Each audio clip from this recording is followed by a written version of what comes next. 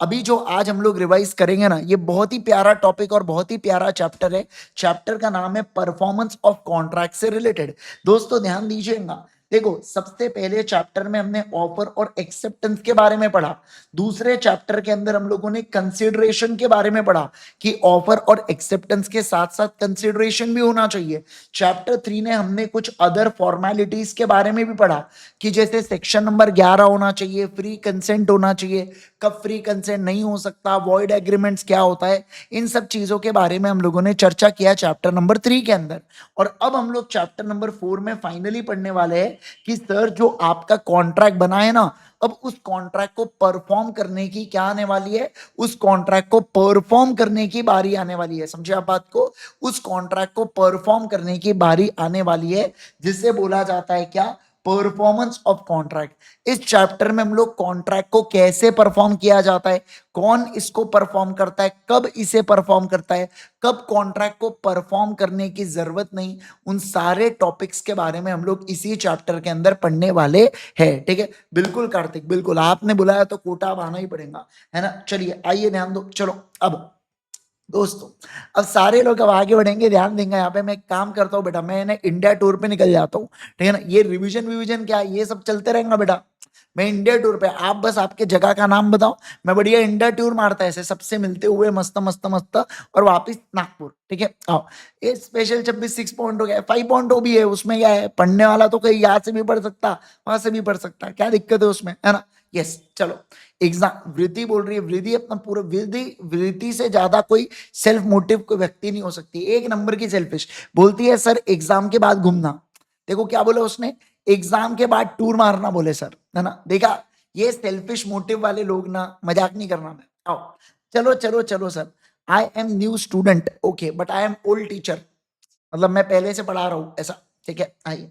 हाँ, मीनिंग के बारे में बात करेंगे दोस्तों, आइए ध्यान दो यहाँ पर, है ना।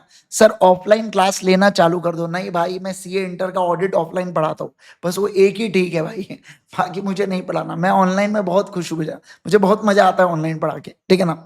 आओ आओ आओ, सारे लोग ध्यान देना यहाँ पर। चलो, मैं सबसे पहले बात करूंगा मीनिंग के बारे में। किसके बारे में बात करूंगा बोलो? पहला पॉइंट है मीनिंग। सर ये परफॉर्मेंस ऑफ कॉन्ट्रैक्ट का क्या मतलब होता है? परफॉर्मेंस ऑफ कॉन्ट्रैक्ट का मतलब होता है, देखो क्या, जहां पे पार्टीज टू अ कॉन्ट्रैक्ट एक तो कॉन्ट्रैक्ट को परफॉर्म करेंगे या ऑफर टू परफॉर्म करेंगे उसके रिस्पेक्टिव, उनके रिस्पेक्टिव प्रोमिसेस। कब तक? जब तक ये परफॉर्मेंस को डिस्पेंस नहीं कर दिया गया हो बेटा, एक तो कॉन्ट्रैक्ट एक्ट के द्वारा या किसी और अदर लॉ के द्वारा। तो इसका मतलब क्या हुआ समझना। इनका कहना है कि दो पार्टीज होती है, जैसे party one party two. Party one ने बेटा, पार्टी वन के कुछ ऑब्लिगेशन क्रिएट हुए होंगे कॉन्ट्रैक्ट के अंदर, यानी कि ड्यूटी, और पार्टी टू के भी कुछ ना कुछ ऑब्लिगेशन क्रिएट होंगे बेटा, किसके अंदर? कॉन्ट्रैक्ट के अंदर। तो परफॉर्मेंस ऑफ कॉन्ट्रैक्ट का मतलब है कि पार्टी वन एक तो अपने ऑब्लिगेशन को परफॉर्म कर रही है, या पार्टी वन ऑफर कर रही है अपने ऑब्लिगेशन को परफॉर्म करने के लिए।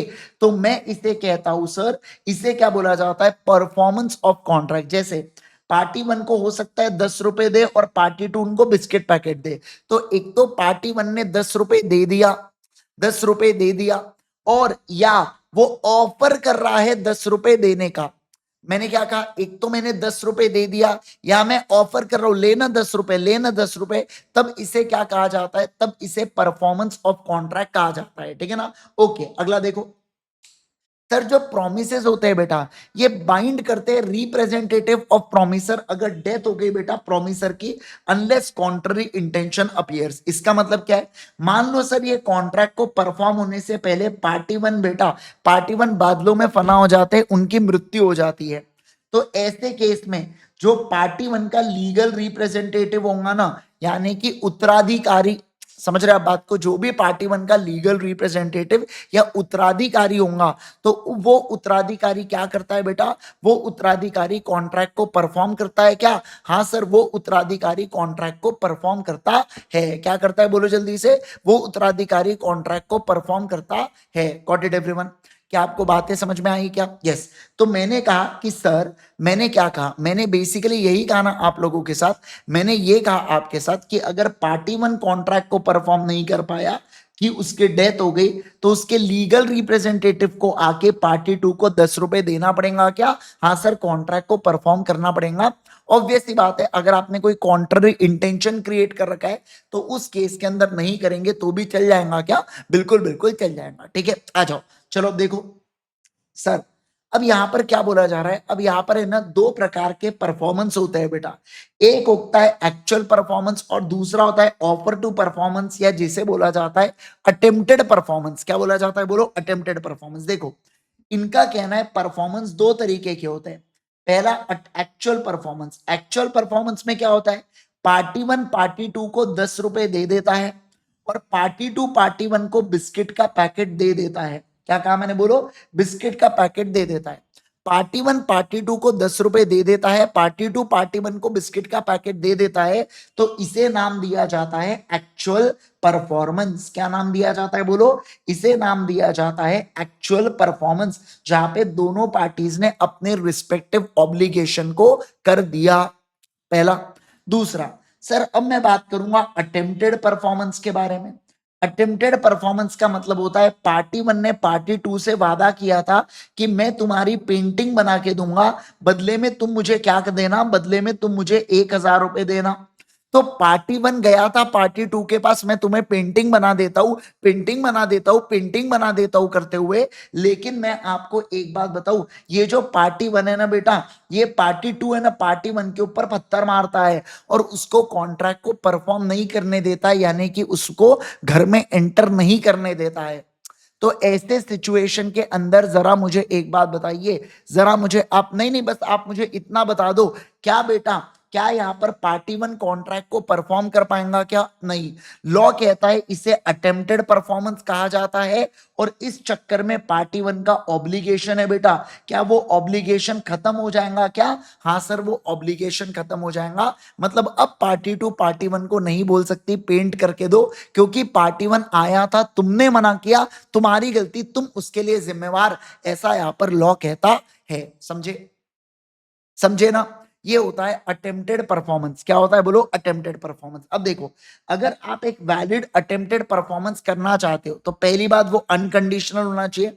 यानी कि पर्सन वन जब पर्सन टू के पास गया तो अनकंडीशनल, उसने ये नहीं बोलना चाहिए मैं सिर्फ हॉल को पेंट करूंगा या मैं सिर्फ तुम्हारा चेहरा बनाऊंगा बाकी नहीं करूंगा पेंट, ऐसा सब नहीं होना चाहिए। सर ये प्रॉपर टाइम एंड प्लेस पे होना चाहिए। जो भी आपने टाइम एंड प्लेस डिसाइड किया था, वो मैं रात को 12 बजे दरवाजा खटखटा रहा हूं, मुझे पेंट बनाना है, उठो उठो उठो, ऐसा नहीं चल सकता बेटा। ऑब्वियस सी बात है, रात में उठाओगे तो कोई भी पत्थर ही मारेगा, है ना? इसके अलावा reasonable opportunity to examine goods.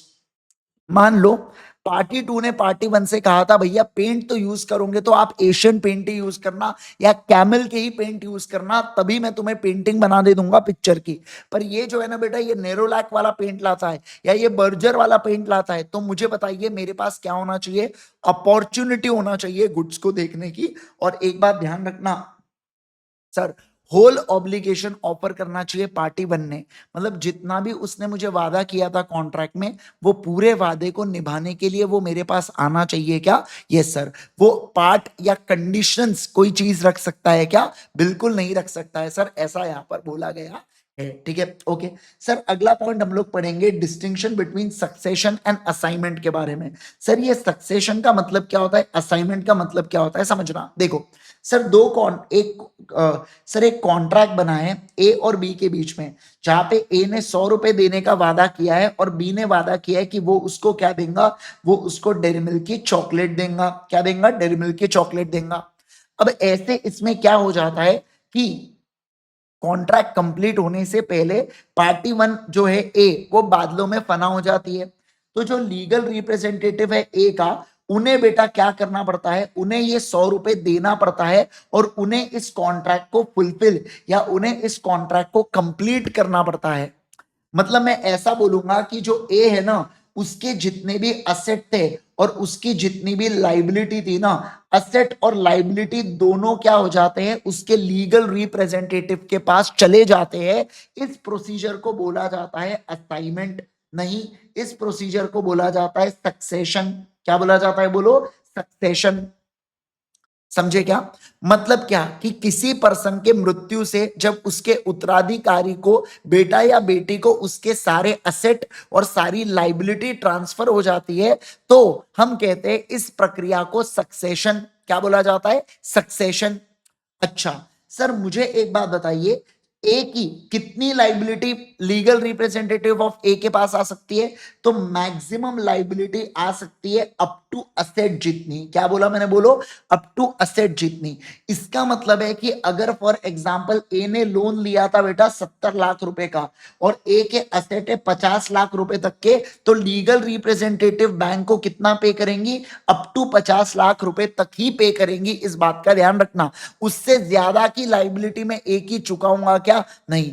जितना मुझे ए से असेट मिल रहा है, जितना मुझे ए से असेट मिल रहा है ना, मैं केवल और केवल उतने अमाउंट तक की लाइबिलिटी ही चुकाऊंगा, उससे ज्यादा अमाउंट की लाइबिलिटी नहीं चुकाऊंगा। इस बात का आपको ध्यान रखना है। इसका मतलब सर, जितने के असेट्स फ्लो होंगे, मेरी उतनी मैक्सिमम लाइबिलिटी, उतनी या उससे नीचे की लाइबिलिटी हो सकती है। उससे ज्यादा की क्या मेरी लाइबिलिटी होंगी क्या? नहीं सर, उससे ज्यादा की मेरी लाइबिलिटी नहीं होंगी। Okay, got it? यस। देखो, where benefits under the contract are succeeded by the process of law, then both burden मतलब liability and benefits यानी कि asset attaching to the contract may sometimes devolve over the legal heir, मतलब legal heir को, जो इनका बेटा या बेटी, जो भी इनका उत्तराधिकारी है, उसको क्या ये ट्रांसफर हो जाएंगे क्या बेटा असेट्स? हाँ सर, उसको असेट्स ट्रांसफर हो जाएंगे, उसको लाइबिलिटीज भी ट्रांसफर हो जाएंगी। लेकिन असाइनमेंट के केस में ऐसा नहीं होता। क्या आपको याद आ रहा है, मैंने एक आपको असाइनमेंट का केस बताया था, जिसके अंदर मैं तेजस सर का बेटा जो ज्वेलरी था, वो मैं मैम को नागपुर में डिलीवर करने वाला था। याद आ रहा है आपको असाइनमेंट वाला? मैं आपको एक और एग्जांपल देता हूं। जैसे देखो, फॉर एग्जांपल, एक है ए बेटा, ठीक है ना? ओके। अब ए को क्या था, ए ने बी को पैसे दिए। मैं आपको ए बी छोड़ो, मैं आपको मेरा एग्जांपल देता हूं, ध्यान दो। मैंने बेटा, आईजी सर ने एमवी सर को पैसे दिए, मान लो 1 लाख रुपए, और मैंने ये जो 1 लाख रुपए लिया था ना, ये मैंने पीपी सर से 1 लाख रुपए लिया लिया और फिर एमवी सर को दिया। इसका मतलब अब क्या है, अब मेरे पास राइट है बेटा कि मैं एमवी सर से 1 लाख रुपए ले सकता हूं, और मेरा ऑब्लिगेशन है, मतलब कि मेरी ड्यूटी है कि मैं पीपी सर को मुझे कितना पैसा देना पड़ेगा? 1 लाख रुपए देना पड़ेगा। तो ऐसे सिचुएशन के अंदर मैं क्या कर सकता हूं, मैं पीपी सर को मेरा जो ये राइट है ना, ये असाइन कर सकता हूं। क्या कर सकता हूं? बोलो, असाइन कर सकता हूं। मतलब पीपी सर अगर एमवी सर से 1 लाख रुपए मांगे, तो एमवी सर नहीं बोल सकते हमारे अंगने में तुम्हारा क्या काम है करके, ऐसा एमवी सर नहीं बोल सकते। इमेजिन करो एमवी सर को नाचते हुए, ऐसा, हमारे अंगने में तुम्हारा क्या काम है, ऐसा नाच रहे एमवी सर। इमेजिन तो करो एक बार। तो मैं क्या कह रहा हूं यहां पर, मैं आपके साथ ये कह रहा हूं बेटा, मैं क्या कह रहा हूं समझना, मैं आपके साथ ये कह रहा हूं कि एमबी सर जो है ना, जो एमबी सर है ना बेटा, वो क्या नहीं कर सकते, वो ये नहीं कर सकते, यानी कि एमबी सर को 1 लाख रुपए देना पड़ेगा क्या पीपी सर को? हाँ सर, देना पड़ेगा। देना पड़ेगा क्या? हाँ सर, देना पड़ेगा। ठीक है, लेकिन मुझे बताइए, अगर मैं एक बात ध्यान रखना, असाइनमेंट के अंदर केवल और केवल राइट को ट्रांसफर कर सकते हो, आप अपने ऑब्लिगेशन को ट्रांसफर नहीं कर सकते। समझे क्या?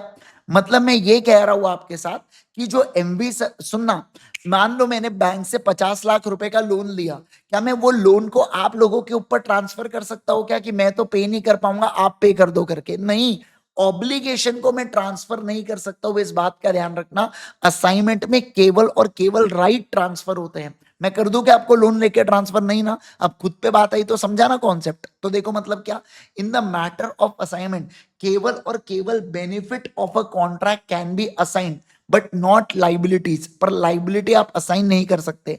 This is because liability is assign, third party gets involve there in. तो इस बात का ध्यान रखना कि आप लाइबिलिटी को असाइन कर पाओगे क्या? नहीं सर, आप लाइबिलिटी को असाइन नहीं कर पाओगे। Got it everyone? क्या आपको ये बातें समझ में आ गई क्या? सारे लोग बोलो जल्दी जल्दी मुझे, क्या आपको ये बातें अभी तक समझ में आ गई क्या? फटाफट फटाफट फटाफट।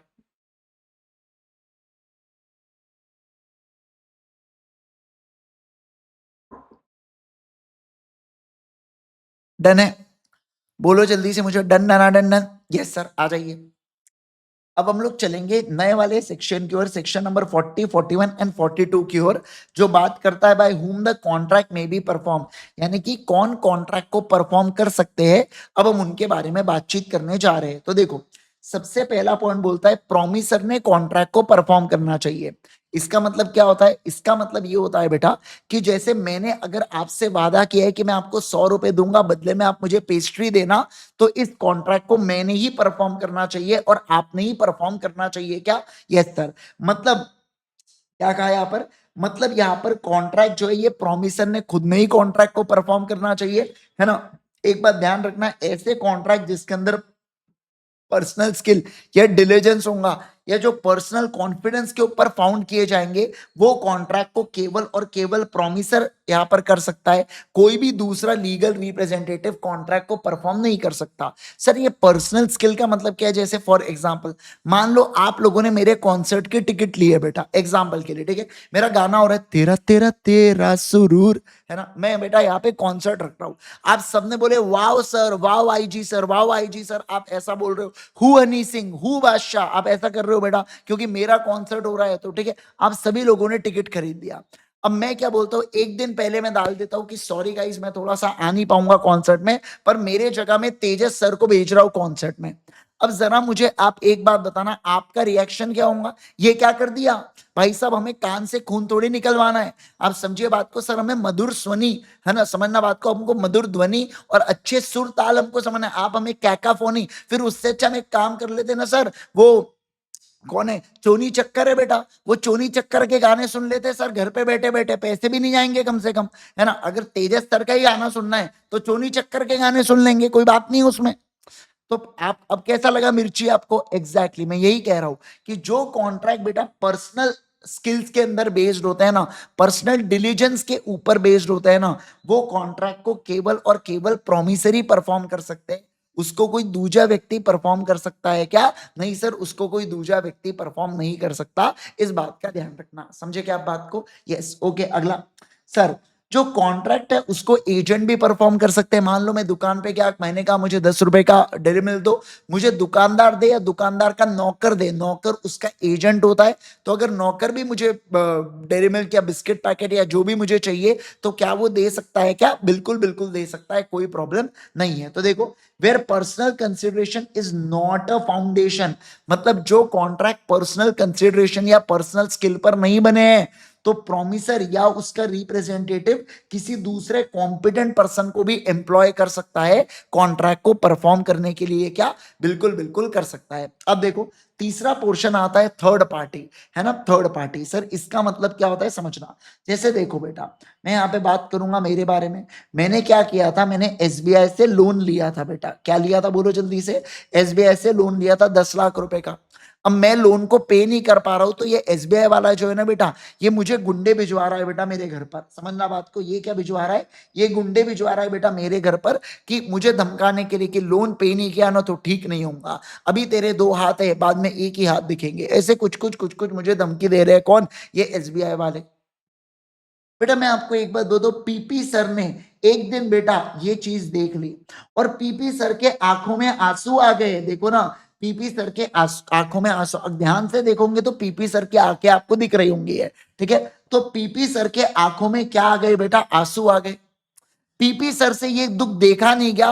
पीपी सर ने कहा कि मैं तो इतना करोड़ों रुपए कमाता हूं, मैं क्या आईजी सर के ये दे नहीं सकता हूं पैसे? पीपी सर ने, बताऊं मैं आपको, एसबीआई को 7 लाख रुपए ऐसे ऐसे दे दिया। वो मैनेजर के ऐसे बंडल उसके ऐसे डाले बेटा उसके चेहरे पे, ले बोले तेरे 7 लाख रुपए, आईजी सर को परेशान करना छोड़ देना।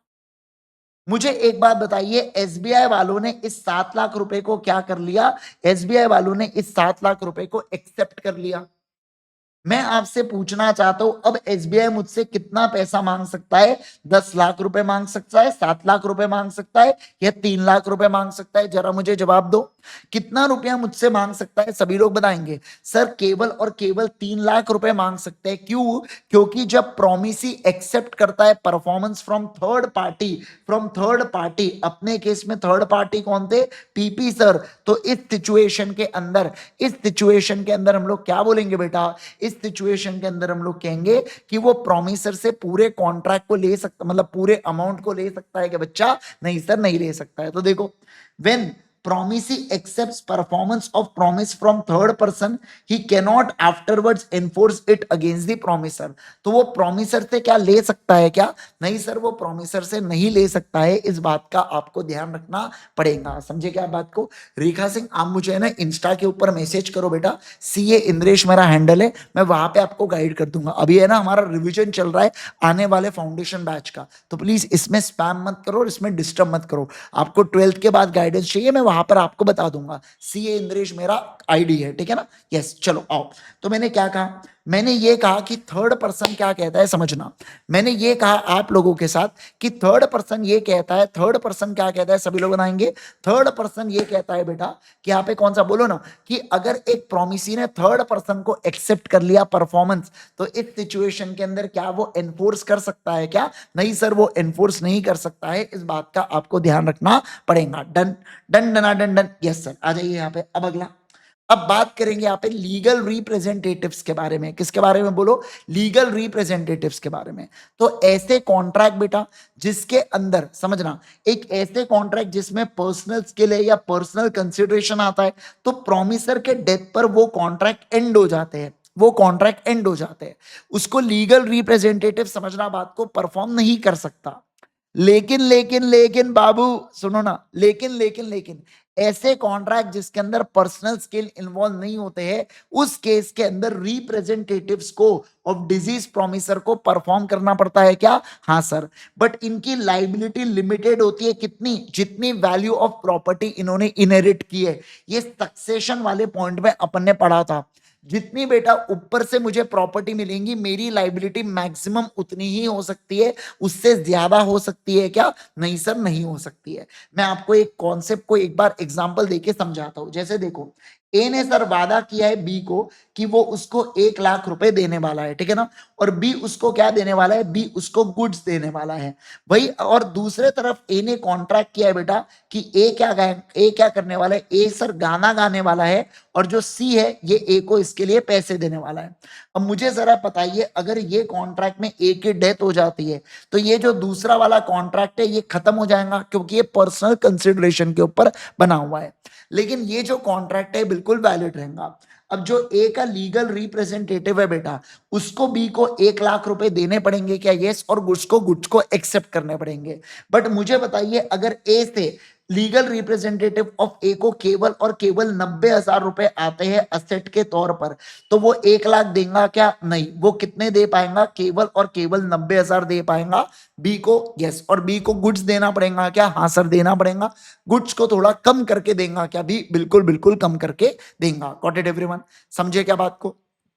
बोलो बोलो बोलो जल्दी से मुझे, क्या आप इस बात को समझ गए क्या? Yes sir. अगला देखिए, अब मैं बात करूंगा जॉइंट प्रोमिसर के बारे में। किसके बारे में? बोलो जल्दी से। जॉइंट प्रोमिसर के बारे में अब मैं आपको पढ़ाने जा रहा हूं। सर, जॉइंट प्रोमिसर का मतलब क्या होता है, समझो। जॉइंट प्रोमिसर का मतलब होता है जब दो या दो से ज्यादा व्यक्ति मिलकर वादा करते हैं किसी पर्सन को कि वो उसको पैसे देंगे, तो इन्हें क्या बोला जाता है? Joint promisor. यानी ए एंड बी को मिलकर सी को 2 लाख रुपए देना पड़ेगा। सर, इस केस के अंदर अगर मान लो ए की मृत्यु हो गई, तो legal representative of A and B मिलकर 2 लाख रुपए देंगे। सर, मान लो बी की भी मृत्यु हो गई, तो legal representative of A and B मिलकर क्या करेंगे बेटा? इस कॉन्ट्रैक्ट को फुलफिल करेंगे। समझे क्या बात को? Yes sir. तो मैंने क्या कहा, देखो, व्हेन 2 और मोर पर्सन ने ज्वाइंट प्रॉमिस किया है, तो अनलेस कोई कॉन्ट्ररी इंटेंशन आता है, हर एक पर्सन, ऑल पर्सन ने ज्वाइंटली फुलफिल करना चाहिए प्रॉमिस को। लेकिन अगर इनमें से एक की भी मृत्यु हो गई, तो उसका legal representative along with the surviving, जो जिंदा प्रॉमिसर है उसके साथ, या अगर सब मर गए तो सबके लीगल रिप्रेजेंटेटिव आएंगे और प्रॉमिस को जॉइंटली यानी कि मिलकर परफॉर्म करेंगे क्या? हाँ सर, मिलकर परफॉर्म करेंगे। क्या बात समझ में आ गई क्या? सभी लोग जल्दी से बताएंगे मुझे, क्या आपको ये बात समझ में आ गई क्या? है ना? तो ये अपन ने कॉन्सेप्ट जो पढ़ा ये था जॉइंट प्रोमिसर का। किसका कॉन्सेप्ट था? बोलो जल्दी से। जॉइंट प्रोमिसर का। अब ये जॉइंट प्रोमिसर के ऊपर कुछ और एक्स्ट्रा बातें हैं बेटा जो अपने को पढ़ना है, क्योंकि ये एग्जाम के पॉइंट ऑफ व्यू से बहुत ज्यादा जरूरी है।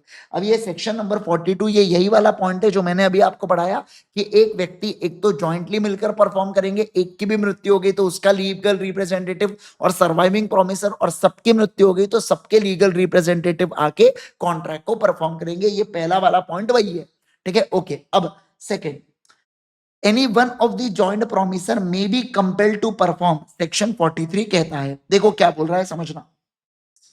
सर मान लो ए बी सी इन्होंने मिलके वादा किया कि ये 3 लाख रुपए पे करेंगे, किसको? ये 3 लाख रुपए पे करेंगे डी को। अब मैं आपको एक बात बताऊं क्या, यहां पर जो है ना, इस केस के अंदर जो एक पर्सन है डी, ये डी क्या कर सकता है बेटा, ये डी ए से पूरा के पूरा 3 लाख रुपए मांग सकता है क्या? बिल्कुल मांग सकता है। सर मान लो ऐसा कि डी ने पूरा के पूरा 3 लाख रुपए ए से मांग लिया, तो ए क्या करेगा, बी और सी से जो उनका 1-1 लाख रुपए का शेयर है बेटा, क्या वो मंगवा सकता है क्या? जवाब है हाँ सर, वो मंगवा सकता है। तो देखो क्या बोला, promisee may in the absence of any express agreement या कॉन्ट्ररी कंपेल एनी वन या more joint promisor to perform the promise wholly. और अगर कोई one of the joint promisor perform करता है कॉन्ट्रैक्ट को, तो वो बाकी लोगों से उनका 1-1 लाख रुपए का कॉन्ट्रीब्यूशन बुला सकता है क्या? बिल्कुल बिल्कुल बुला सकता है, कोई प्रॉब्लम इसके अंदर नहीं है। लेकिन अब समझो, मानो जैसे ए बी और सी है और इनसे क्या हो जाता है, और इनसे 3 लाख रुपए इनको डी को देना है, और इस केस के अंदर ये जो सी है ना बेटा, ये इंसॉल्वेंट हो जाता है, और इसके असेट से केवल 50% ऑफ अमाउंट रिकवर होता है। इसका मतलब है इसको 1 लाख रुपए देना था, पर 50 के ही इससे आ पाए, मतलब कि 50,000 रुपए का लॉस हो गया। क्या हो गया बोलो? लॉस हो गया।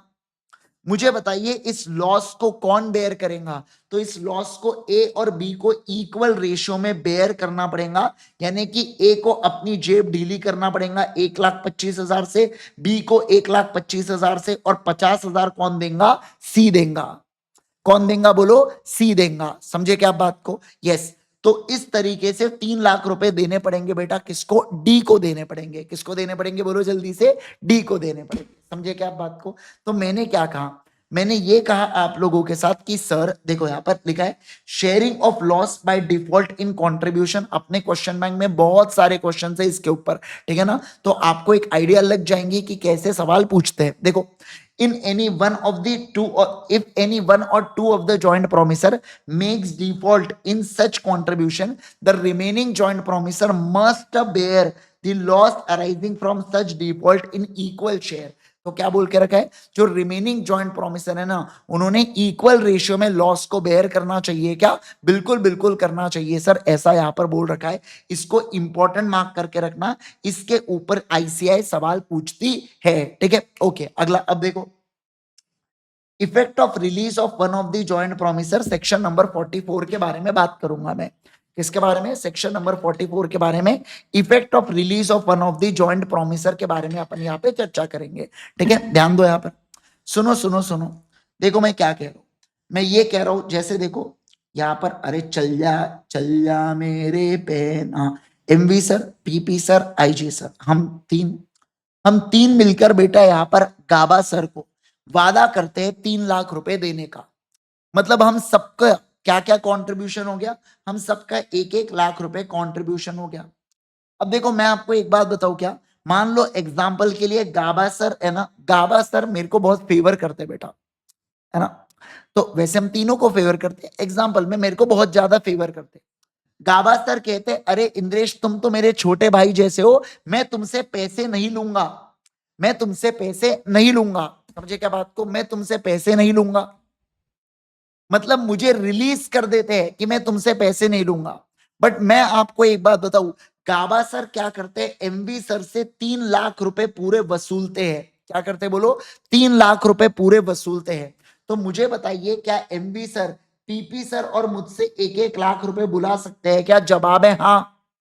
सर मान लो गाबा सर ने 3 लाख के जगह 2 लाख रुपए बुलाए होते, तो 2 लाख डिवाइडेड बाय 3 होता, और उतना शेयर मेरे को और पीपी सर को देना पड़ता क्या? यस।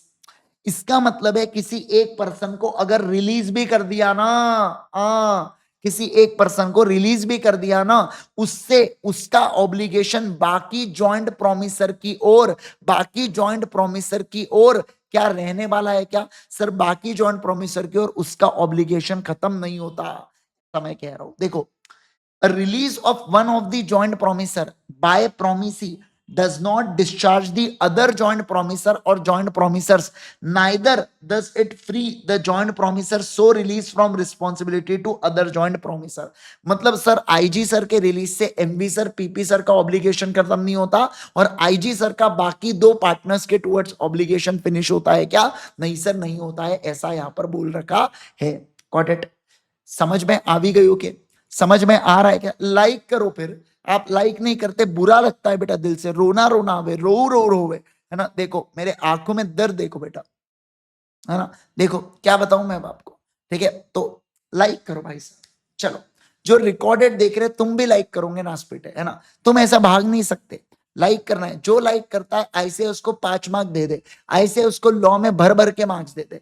वो बोध बोध ग्रुप तो इसमें नहीं होता है, वो चारों सब्जेक्ट में पास हो जाए, बस एग्रीगेट वो खुद का देखे, ठीक है ना। उतना तो खुद से कुछ करोगे ना कि सब मेरे पे ही छोड़ के रखा है तुमने, ठीक है। आओ,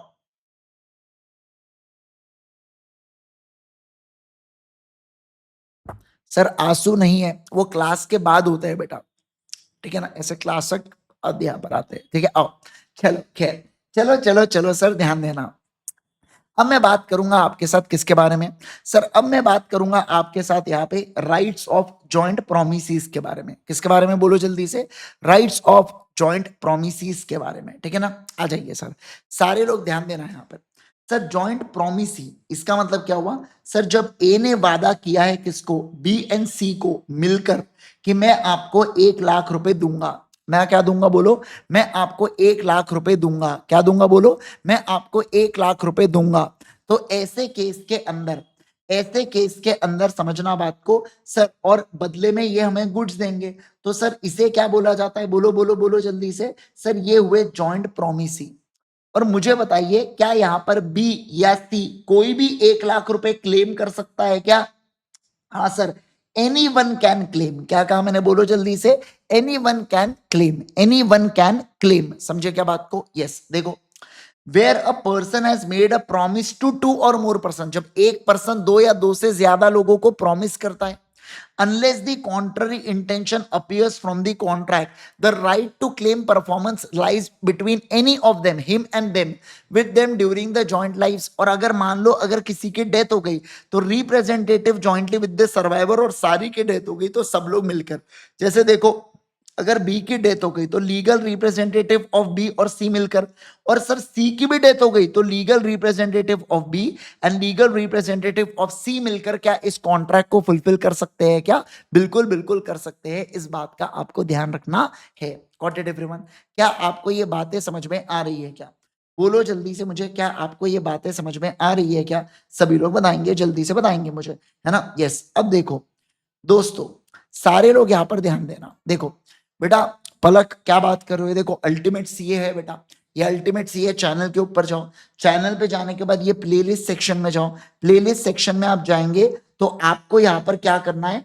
आपको यहाँ पर है ना, सुनना, आपको यहाँ पर स्पेशल 26 की प्लेलिस्ट मिलेंगी। ये देखो स्पेशल 26 की प्लेलिस्ट मिलेंगी, इसके अंदर जाओ। देखो पूरे लेक्चर्स अपलोडेड है, ठीक है। आपको इसलिए नहीं मिल रहे क्योंकि कुछ लेक्चर अल्टीमेट सीए के ऊपर हुए और कुछ लेक्चर सीए इंद्रेश गांधी मेरे पर्सनल चैनल के ऊपर हुए हैं। तो आप एक बार उसको चेक करो। आपको ये देखो आज का जो लाइव लेक्चर चल रहा है वो भी यहाँ पर नजर आ रहा है। तो सारे लेक्चर्स अपलोड होते हैं, इसी प्लेलिस्ट के अंदर होते हैं। आप एक बार जरूर से चेक कर लेना, ठीक है। ओके चलिए, आइए ध्यान दो। तो मित्रों, मैंने क्या कहा? मित्रों मैंने ये कहा आपके साथ कि सर जॉइंट प्रॉमिस, आपको ऐसा लगता नहीं क्या ये सेक्शन नंबर 42 का रिवर्स है?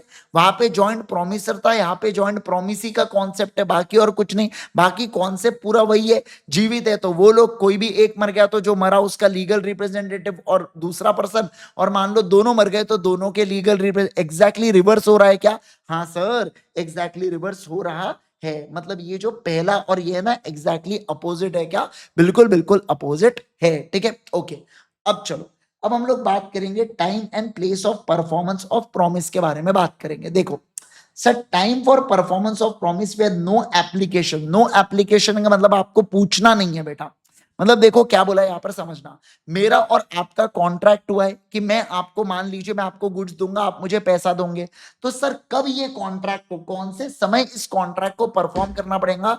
जब आप मुझे बोलोगे नहीं कॉन्ट्रैक्ट को परफॉर्म करने के लिए और अपना कोई टाइम डिसाइड नहीं हुआ है, तो मैं बोलूंगा कोई भी रीजनेबल टाइम। जैसे आप आते हो मेरे पास और आप मेरे से फ्रिज खरीद के गए हो, तो मैं क्या 1 महीने बाद भिजवाऊंगा क्या आपके घर पे? नहीं।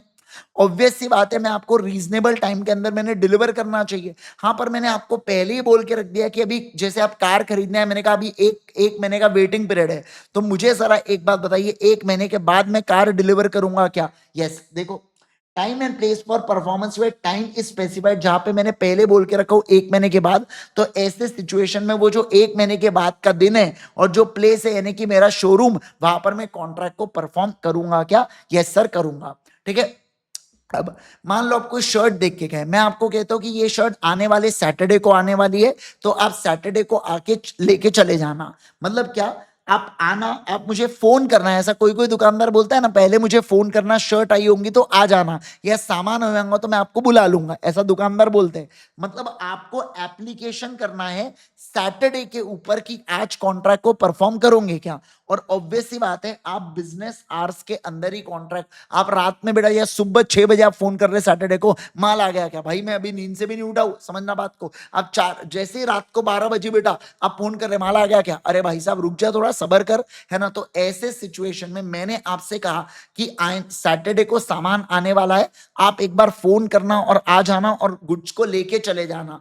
तो आपको बिजनेस आवर्स के अंदर सामान को ले जाना पड़ेगा क्या? यस। इसके अलावा सर कौन सी जगह कॉन्ट्रैक्ट को परफॉर्म करोगे जहां पे आपको कोई अर्जी नहीं लगाना है और हमने कोई प्लेस भी डिसाइड नहीं की है? तो इस केस के अंदर जो भी रीजनेबल प्लेस होती है जहां पे कॉन्ट्रैक्ट जनरली परफॉर्म होता है, जैसे दुकानदार जहां से सामान बेचता है, उसे हम लोग रीजनेबल प्लेस कहते हैं। बट कभी कभार कुछ जो चीजें होती है बेटा, वो आपके घर पे भी डिलीवर होती है, तो उस केस के अंदर आपका घर वो रीजनेबल प्लेस होगा।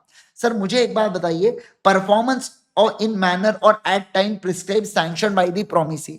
सर प्रोमिसी ने कोई टाइम अलोकेट करके रखा है, या मान लो कोई प्लेस अलोकेट करके रखा है, तो जो भी मैनर या टाइम उसने बोल के रखा है, उस टाइम पर कॉन्ट्रैक्ट को निभाना पड़ेगा क्या? हाँ सर, उस टाइम पर कॉन्ट्रैक्ट को निभाना पड़ेगा, ऐसा यहां पर बोला गया है। डन है क्या?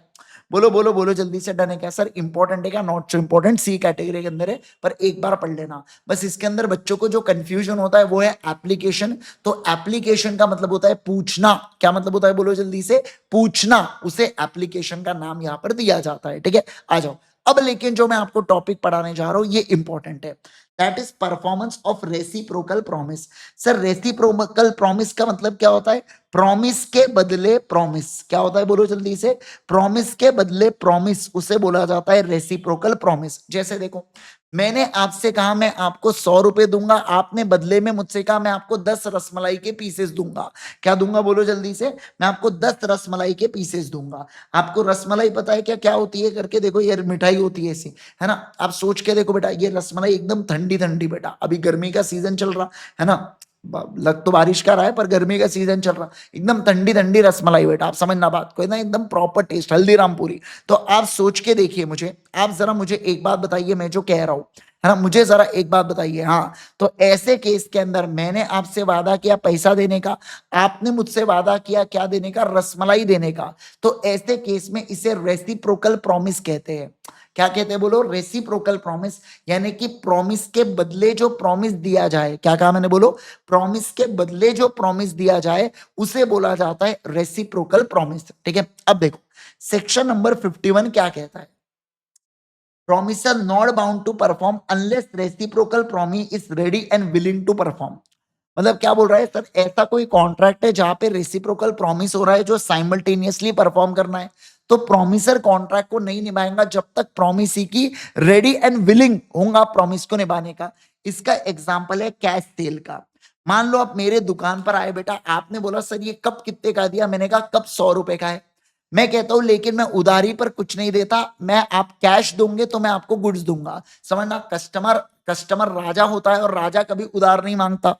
मैंने ऐसा आपको पेला समझ रहे आप बात को? ऐसा एकदम भयंकर लाइन आपको दिया।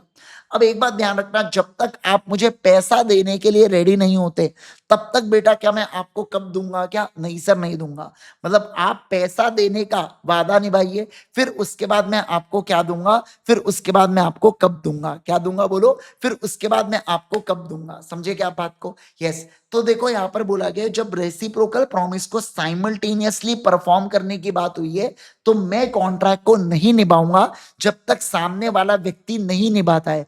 तो जब तक सामने वाला व्यक्ति मुझे कैश नहीं देता है, मैं आपको क्या गुड्स दूंगा? क्या नहीं सर, नहीं दूंगा। आपको गाना याद आ रहा होगा बेटा, है ना? गाना है, जूते दो पैसे लो, जूते दो पैसे लो। वो है बेटा परफॉर्मेंस ऑफ रेसिप्रोकल प्रॉमिस। क्योंकि जूते दो पैसे लो और रेसिप्रोकल प्रॉमिस है, साथ साथ में होना चाहिए। पैसे नहीं तो जूते नहीं, जूते नहीं तो पैसे नहीं। समझे आप बात को? तो वो जो है ना बेटा, जूते दो पैसे लो, performance of reciprocal promises, section number 51 के अंदर आता है। ठीक है, आइए अगला देखो, order of performance of reciprocal promises. क्या कहा मैंने बोलो? Order of performance of reciprocal promises.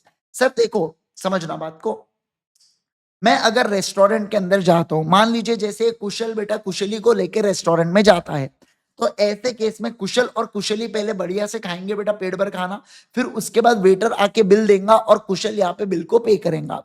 कुशली भी बिल को पे कर सकती है। नहीं, लड़के बोलेंगे हम नहीं कर सकते, क्या करो ना, हमारा क्या जा रहा, हम तो चाहते आप करते रहो करके बार बार। ठीक है, आओ। लेकिन अब समझिए, लेकिन जब एक्चुअल में जाएंगे ना, तब बेटा पर्स नहीं खोलेंगे, है ना? ये बड़ा बोलते रहेंगे कि अरे नहीं हमें भी मौका दो, या क्या लड़की पे नहीं कर सकते, या जब जाते तब तो पे नहीं करते, है ना? चलिए खैर, अभी आएंगे, अभी टॉपिक पे आते हैं। अभी आओ सुनो, तो मैंने क्या कहा, मैंने ये कहा बेटा यहाँ पर कि कुशल बेटा यहाँ पर कुशली के साथ गया रेस्टोरेंट में, पहले खाना खाया। मतलब होटल वालों ने क्या किया, होटल वालों ने अपने ऑब्लिगेशन को पे किया। अब उसके बाद, अब उसके बाद कुशल पैसा दे रहा है। समझे क्या? ये नॉर्मली होता है, नॉर्मली होटल लाइन में यही होता है कि पहले वो अपना ऑब्लिगेशन निभाएंगे, उसके बाद आप पैसे देते हो। क्या? यस सर, उसके बाद आप पैसे देते हो। लेकिन समझना, लेकिन समझना, अगर आप हल्दीराम जाओगे, तो हल्दीराम में पहले आपको पैसे देना पड़ता है, टोकन लेना पड़ेगा, काउंटर पे देना पड़ेगा, फिर वो आपको खाना देंगे। मतलब वहां पे एक्सप्रेसली प्रोसेस को डिफाइन किया गया है कि पहले आप अपने प्रॉमिस को निभाओ, उसके बाद हम हमारे प्रॉमिस को निभाएंगे। क्या? हाँ सर, हम हमारे प्रॉमिस को निभाएंगे। समझे क्या? तो देखो सर, जहां पे order of performance of promise अगर एक्सप्रेसली फिक्स करके रखा है, एक्सप्रेसली फिक्स करके रखा है, तो आप उस ऑर्डर में परफॉर्म करो। पर जहां पर एक्सप्रेसली फिक्स नहीं है, आप उसको परफॉर्म करोगे in the nature of transaction require. क्या कहा मैंने बोलो? In the nature of transaction require. Sir ये in the nature of transaction require का मतलब क्या होता है? जैसा नॉर्मली ट्रांजैक्शन का नेचर होता है, उस हिसाब से करना पड़ेगा। क्या? यस सर, उस हिसाब से करना पड़ेगा। समझे क्या?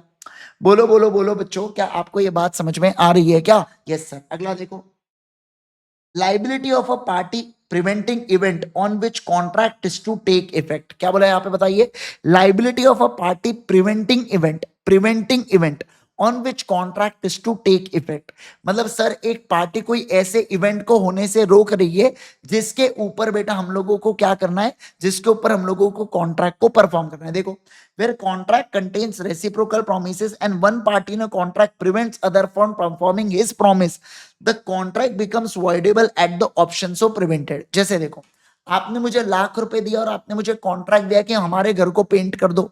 मैं बेटा पेंट लेके आ रहा था आपके घर पर, आप आपके घर के छत से मेरे ऊपर पत्थर मारते हो बेटा, समझना, और आप मुझे गेट के अंदर एंट्री नहीं देते हो।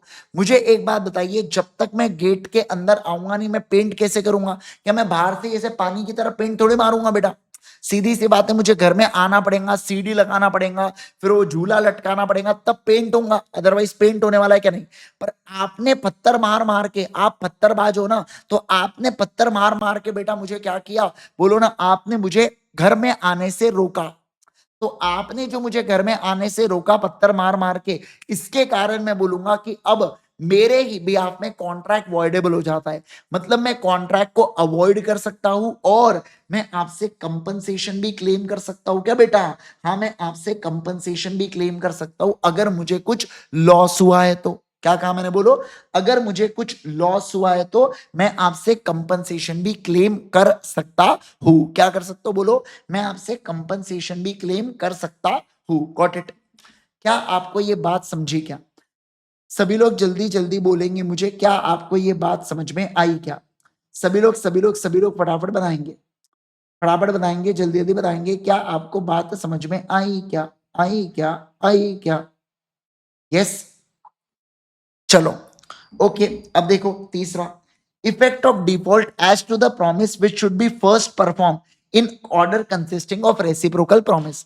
सर मान लो आपका और मेरा कॉन्ट्रैक्टर हुआ, आपका और मेरा कॉन्ट्रैक्ट हुआ, जहां पर आप मुझे मटेरियल सप्लाई करोगे, मैं कारपेंट्री का वर्क करूंगा और फिर आप मुझे लेबर पेमेंट करोगे। पर मुझे एक बात बताइए, अगर आपने मुझे लकड़ी ही नहीं दिया, क्या कहा मैंने, बोलो, अगर आपने मुझे लकड़ी ही नहीं दिया तो मैं कैसे कॉन्ट्रैक्ट को परफॉर्म करूंगा? तो आपको मुझे लकड़ी देना पड़ेगा ना बेटा। जब तक आप मुझे लड़की लकड़ी नहीं दो, लकड़ी लकड़ी क्या सुना आपने, क्या भाई आप लोगों ने, जब तक आपने मुझे लकड़ी नहीं दिया मैं कैसे कॉन्ट्रैक्ट को निभाऊंगा? क्या मैं कॉन्ट्रैक्ट को निभा सकता हूं क्या? नहीं सर, नहीं निभा सकता। तो ऐसे सिचुएशन के अंदर पहले आपको परफॉर्म करना पड़ेगा, पहले आपको लकड़ी खिल्ले और ये सब चीजें देना पड़ेगा। देन उसके बाद मैं अपने परफॉर्मेंस को मैं अपने कॉन्ट्रैक्ट को निभाऊंगा। फिर आप मुझे क्या दोगे? फिर आप मुझे पैसा दोगे। क्या दोगे बोलो ना, आप मुझे पैसा दोगे। समझे क्या बात को?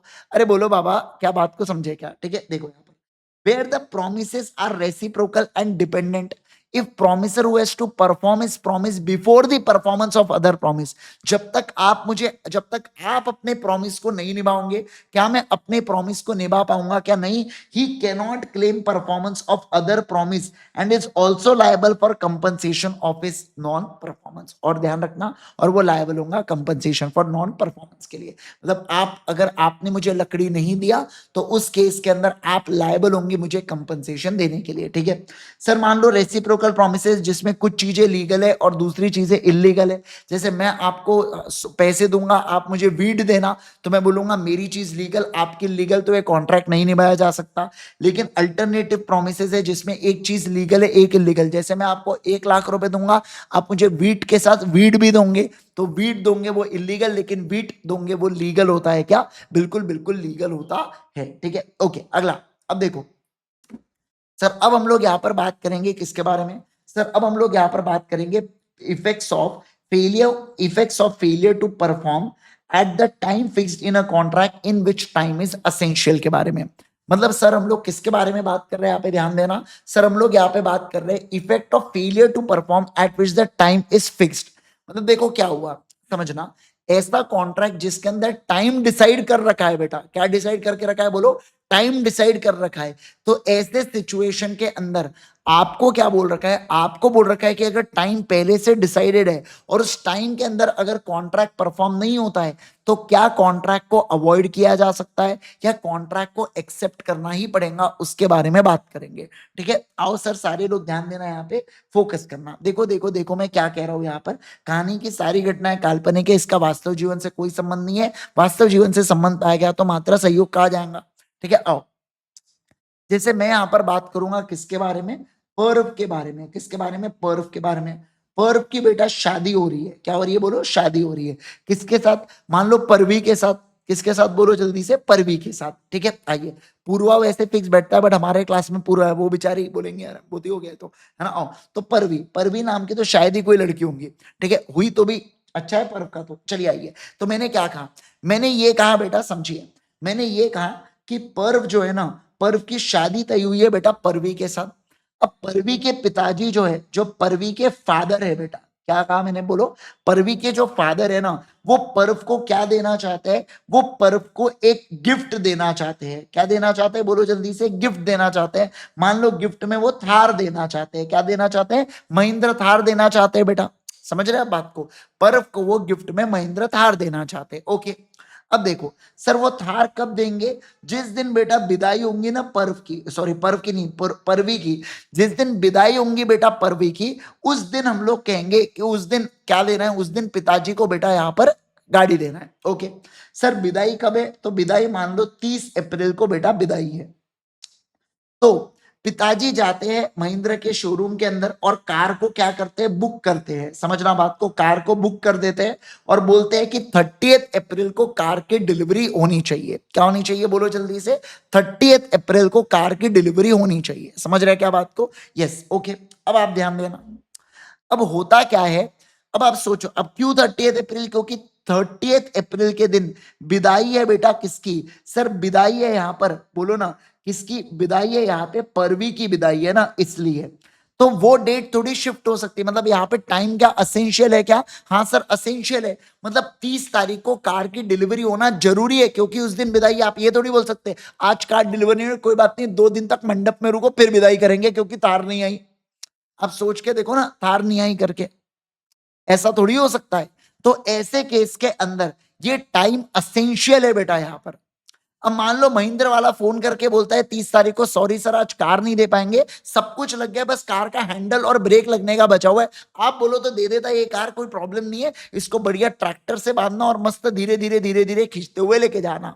वो खट्टा मीठा में बेटा वो था नहीं क्या, वो ऐसा वो रोलर को खींचते थे, वैसे आप कार को खींचते हुए लेके जाना, कोई प्रॉब्लम नहीं है, कोई प्रॉब्लम है ही नहीं। मुझे ऐसा थोड़ी चलता है। तो यहां पर बेटा टाइम असेंशियल है। क्या है बोलो? टाइम असेंशियल है। तो मुझे आप जरा एक बात बताइए, जो पिताजी है क्या ये कॉन्ट्रैक्ट को कैंसिल कर सकते हैं क्या? तो इसका मतलब है हाँ सर, अगर टाइम असेंशियल है तो पिताजी कॉन्ट्रैक्ट को कैंसिल कर सकते हैं, बोल सकते हैं नहीं चाहिए मुझे अब तुम्हारी तार। समझे आप बात को? अब मैं यहाँ पे क्या दूंगा, अब मैं यहाँ पे रेंज रोवर गिफ्ट करूंगा। किसको? रेंज रोवर गिफ्ट करूंगा पर्व को। नहीं चाहिए मुझे तुम्हारी थार, ऐसा पिताजी बोल सकते हैं क्या? बिल्कुल बोल सकते हैं, क्योंकि टाइम असेंशियल था। लेकिन पिताजी बेटा यूं ही गिफ्ट कर रहे थे, पर्व को कह रहे थे तुमने हमारे घर का तूफान संभाल रखा है, हम आपको कहते कोटि कोटि धन्यवाद करें, ये लो हमारे तरफ से रेंज रोवर। तो ऐसे केस के अंदर यू ही गिफ्ट दे रहे हैं बेटा। अब वो आज आए परसों आए तरसों आए, उसमें क्या, पर्व को क्या है, पर्व को कार से मतलब। तो ऐसे केस के अंदर मुझे जरा एक बात बताइए, जहां पर टाइम असेंशियल नहीं है वहां पर क्या कॉन्ट्रैक्ट को कैंसिल कर सकते हैं क्या? नहीं सर, वहां पर कॉन्ट्रैक्ट को कैंसिल नहीं कर सकते, इस बात का ध्यान रखना। सर इसका मतलब आप क्या कह रहे हो? इसका मतलब बच्चों में ये कहना चाहता हूं आपके साथ कि अगर टाइम असेंशियल एलिमेंट नहीं है, ओ बे, समझ रहा, टाइम असेंशियल नहीं है बेटा, तो इस केस के अंदर, इस केस के अंदर सर होगा क्या, आप कॉन्ट्रैक्ट को कैंसिल कर पाएंगे क्या? नहीं सर, आप कॉन्ट्रैक्ट को कैंसिल नहीं कर पाएंगे। समझे क्या? सभी लोग जल्दी से बताइए मुझे, क्या आप इस बात को समझ गए क्या? है ना, देखो क्या, contract cannot be avoided where time is not essential. देखो, where time is not essential, the contract cannot be avoided on the ground that time for performance has expired। है ना, आप जहां पर टाइम असेंशियल ही नहीं है तो आप उसको अवॉइड नहीं कर सकते, यानी कि आपको प्रॉमिस को निभाना पड़ेगा। हाँ, लेकिन आप कंपनसेशन ले सकते हो। जैसे फॉर एग्जांपल मान लो परवी के पिताजी ने बेटा फूल वूल बुला के रख लिए थे, 1-2 हजार के वो फूल थे जो गाड़ी के ऊपर लगने वाले थे, और कुछ कुछ फटाका वटाका बुला के रख लिया था। मान लो फटाके तो खराब नहीं होंगे पर फूल खराब हो गए, तो वो कंपनसेशन वो ले सकते हैं क्या? बिल्कुल। पर कॉन्ट्रैक्ट को कैंसिल नहीं कर सकते, इस बात का ध्यान रखना। लेकिन effect of acceptance of performance out of time, even when time is essential, the promisee में waive is right to repudiate the contract. मतलब क्या सर, माना टाइम असेंशियल है फिर भी बेटा पर्व कह रहा है कोई बात नहीं पिताजी, कोई दिक्कत नहीं, अभी हम लोग ओला में चले जाते हैं विदाई के वक्त, 2 दिन बाद कार आएंगी तब भिजवा देना ना, कोई प्रॉब्लम थोड़ी है मुझे। अरे आपका प्यार है यार, ये गिफ्ट मैं कैसे मना कर सकता हूं ना, मैं, मुझे कोई प्रॉब्लम नहीं है, ठीक, कोई कोई इशू नहीं है। तो यहां पर क्या बोल रहे हैं कि हो सकता है टाइम असेंशियल है फिर भी पिताजी कॉन्ट्रैक्ट को रिप्यूडिएट ना करे, वो अपने इस राइट को वेव कर दे। ठीक है, तो यहां पर promisor fails to perform within the stipulated time, है ना, he may accept the performance at any other time agreed, और वो कंपनसेशन को क्लेम नहीं कर पाएगा अनलेस, अगर उसने पहले से बोल के रख दे कि भाई देखो मैं अभी कॉन्ट्रैक्ट को वैसे तो कैंसिल कर सकता हूं पर मैं नहीं कर रहा हूं, मैं 2 दिन बाद भी कार को एक्सेप्ट कर लूंगा, बट तुमको मेरा जो 5,000 रुपए खर्चा हुआ है बैंड बाजा और पटाखे का और बाकी चीजों का, वो तुमको देना पड़ेगा। तो ऐसे केस के अंदर मुझे जरा एक बात बताइए, ऐसे चीज के अंदर क्या ये बात बन जाती है क्या? बिल्कुल बिल्कुल बन जाती है। ठीक है, आओ अगला, agreement to do impossible act के बारे में बात करेंगे। Sir agreement to do impossible act में क्या होता है? सर अगर इम्पॉसिबिलिटी है, अब इम्पॉसिबिलिटी भी दो तरीके की होती है, एक होता है इनिशियल और एक होता है सबसीक्वेंट। देखो क्या कहा मैंने, सुनो सुनो सुनो, मैं बात कर रहा हूं इम्पॉसिबिलिटी के बारे में। इम्पॉसिबिलिटी एक होती है इनिशियल और एक होती है बेटा सबसीक्वेंट। इनिशियल का मतलब क्या है, मान लो घोड़ा पहले से मर चुका था और आपका और मेरा कॉन्ट्रैक्ट हो रहा है, मैं आपको घोड़ा बेचूंगा, आप घोड़े को खरीदोगे 1 लाख रुपए में, तो इसे इनिशियल इम्पॉसिबिलिटी बोला जाता है। मतलब जो कॉन्ट्रैक्ट शुरुआत से इम्पॉसिबल है।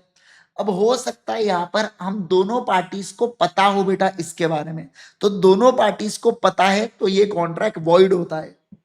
सर ऐसा हो सकता है कि मुझे यानी कि प्रोमिसर को पता हो, प्रोमिसर को नोन हो, और प्रोमिसी जो है ना उसको पता नहीं हो, तो इस केस के अंदर कॉन्ट्रैक्ट वॉइड ही होगा। बट जो प्रोमिसी है ना वो क्या कर सकता है, प्रोमिसर से कंपनसेशन क्लेम कर सकता है कि तुमने झूठ बोला, तुमने मेरा दिल तोड़ा, है ना, तो ऐसे केस के अंदर क्या दो, मुझे कंपनसेशन दो। सर सब्सिक्वेंट इम्पॉसिबिलिटी का मतलब ये होता है कि पहले कॉन्ट्रैक्ट बन गया और बाद में वो कॉन्ट्रैक्ट बेटा, बाद में वो कॉन्ट्रैक्ट क्या हो रहा है, बाद में वो कॉन्ट्रैक्ट इम्पॉसिबल हो रहा है। तो इस सिचुएशन के अंदर हम लोग कहेंगे कि इसे वॉइड कॉन्ट्रैक्ट कहा जाता है। याद है अपन ने चैप्टर नंबर 1 के अंदर पढ़ा था, इसे सब्सिक्वेंट इम्पॉसिबिलिटी या सुपरवीनिंग इम्पॉसिबिलिटी भी इसे कहा जाता है। क्या, बिल्कुल बिल्कुल कहा जाता है। ठीक है, देखो initial impossibility, impossibility existing at the time of contract when parties to a contract agree upon doing something which is obviously impossible in itself would be void.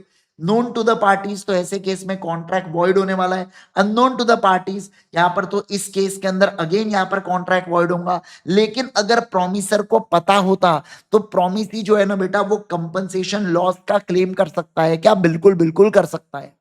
Sir supervening impossibility में अगेन हम लोग कहेंगे कि contract आपका क्या होगा बच्चा, contract आपका वॉइड होगा। क्या होगा बोलो जल्दी से, कॉन्ट्रैक्ट आपका वॉइड होगा। समझे क्या, क्या आपको इतनी बातें एब्सोल्युटली क्लियर है क्या? बोलो बोलो बोलो, चलो जल्दी से मैं पानी पी लेता हूं, तब तक आप बताइए क्या आपको इतनी बातें बढ़िया बढ़िया क्लियर है, मस्त मस्त क्लियर है? क्या आपको पूरे पॉइंट समझ में आ रहे हैं क्या? सभी लोग जल्दी से बताएंगे मुझे, क्या आपको पूरे पॉइंट समझ में आ रहे है या नहीं? बढ़िया रिवीजन हो रहा है? क्या कॉन्फिडेंस आ रहा है कि नहीं आ रहा है? नहीं आज ही फिनिश कर देते हैं, है ना, आज ही 20-25 मिनट और लगेंगे, पर आज ही अपन इस पूरे चैप्टर को निपटा लेते हैं मेरे हिसाब से। वो ज्यादा, बस 3 ही तो पेज बचे, 1 2 3, है ना, तो आज ही कर डालते हैं, नहीं रखते इसको। कल फिर बढ़िया है, कल फिर छुट्टी मिलेंगी आपको। ठीक है, तो कल आपका कोई बैकलॉग होगा, कुछ भी होगा तो आप उसको कवर कर लेना। मान लो कोई आपका एक्ट कवर नहीं हुआ हो तो कल उसको कवर कर लेना फिर। ठीक है,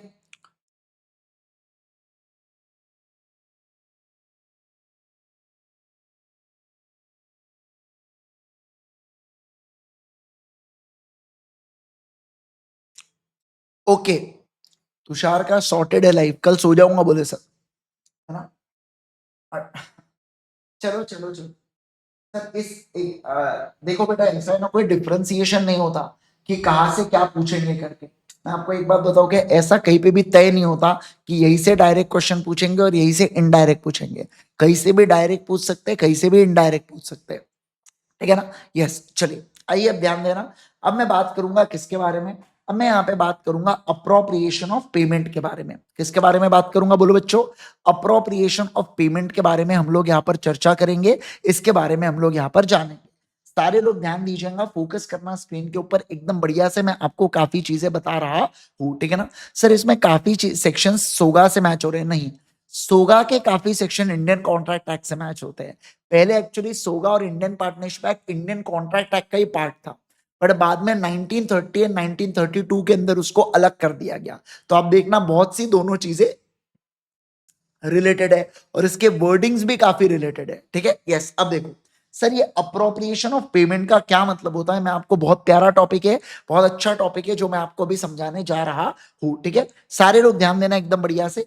इसके अंदर आता है सेक्शन नंबर 59, 60 एंड 61। ये सभी बच्चों को ये सेक्शन को ध्यान रखना है, very important section, section number के साथ आप पेपर में लिख के आएंगे अगर इसके ऊपर सवाल बना तो। ठीक है ना, चलो देखो क्या है।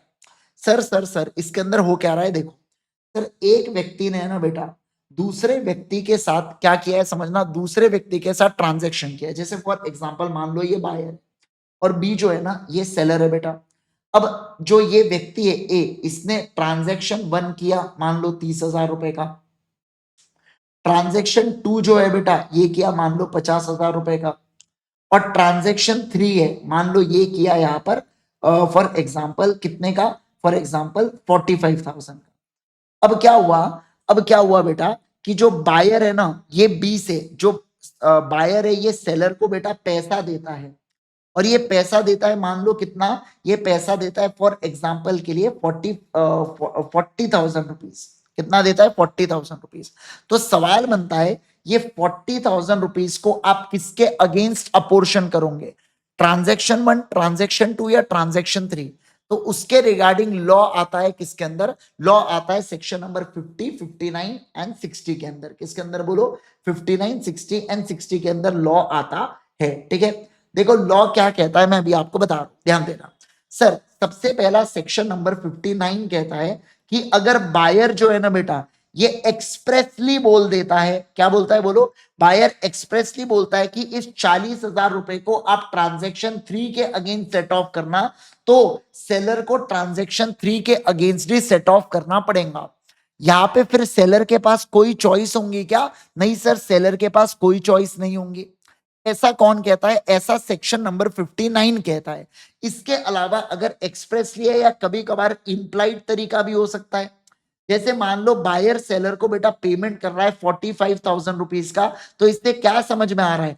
45,000 का पैसा मतलब ट्रांजेक्शन 3 का पैसा होगा, मतलब वो ट्रांजेक्शन 3 को सेटल करने की बात कर रहा है। तो ऐसे इसमें यहां पर इंप्लाइड तरीके से आपको ट्रांजेक्शन 3 को ही सेटल करना है। सेलर जबरदस्ती नहीं कर सकता ट्रांजेक्शन 1 एंड 2 को सेटल करने के लिए। ऐसा सेक्शन नंबर 59 कहता है बेटा। कौन कहता है? 59 कहता है। देखो, where the debtor owes several distinct debts T1, T2, 3T and make them payment either with an express intimation कि तुम ट्रांजेक्शन 3 को अलोकेट करना, या सर्कमस्टांसेस जो इंप्लाई कर रहे हैं बेटा सेम अमाउंट हो गए जिससे समझ में आ रहा है वो ट्रांजेक्शन 3 का कर रहे हैं, तो ऐसे केस में आपको अकॉर्डिंगली उसी के अंदर सेट ऑफ करना पड़ेगा। क्या? यस सर, आपको ट्रांजेक्शन 3 में ही सेट ऑफ करना पड़ेगा। क्या करना पड़ेगा बोलो बच्चों?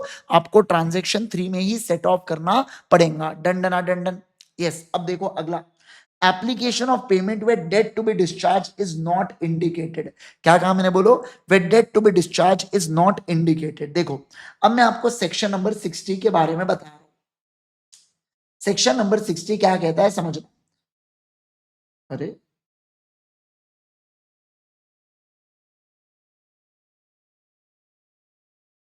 हाँ, देखो सेक्शन नंबर 60 क्या कह रहा है यहाँ पे?